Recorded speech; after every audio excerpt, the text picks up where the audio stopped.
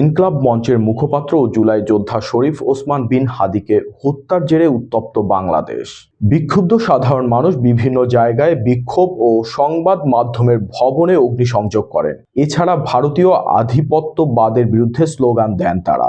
এ নিয়ে কথা বলেছেন ভারতের কংগ্রেসের এমপি ও পররাষ্ট্র বিষয়ক পার্লামেন্টারি কমিটির প্রধান শশী থারুর।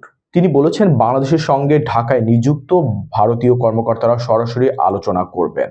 हम तो चाहते हैं कि बांग्लादेश में सब कुछ स्टेबल तरह से जाए। শশী থারুর বলেন, সংঘর্ষের কারণে দূতাবাসের কর্মকর্তারা বাংলাদেশের 2টি ভিসা সেন্টার বন্ধ করে দিয়েছেন। বিষয়টি হতাশার, কারণ যেসব বাংলাদেশি ভারতে আসতে চাচ্ছেন তারা অভিযোগ করছেন তারা আগের মতো সহজে ভারতের ভিসা পাচ্ছেন না।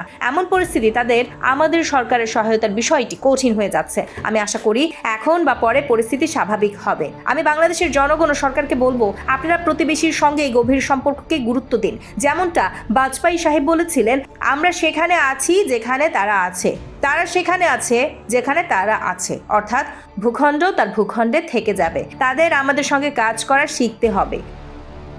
ভারত সরকারকে বাংলাদেশের বর্তমান পরিস্থিতির উপর লক্ষ্য রাখতে হবে উল্লেখ করে কংগ্রেসের এই এমপি বলেছেন, সরকারকে খুব সতর্কতার সঙ্গে পরিস্থিতি পর্যবেক্ষণ করতে হবে। ঢাকায় থাকা ভারতীয় কর্মকর্তারা বাংলাদেশি কর্তৃপক্ষের সঙ্গে সরাসরি আলোচনা করবে এবং পরিস্থিতি ঠান্ডা করার জন্য যা করা দরকার তা করার জন্য অনুরোধ করবে।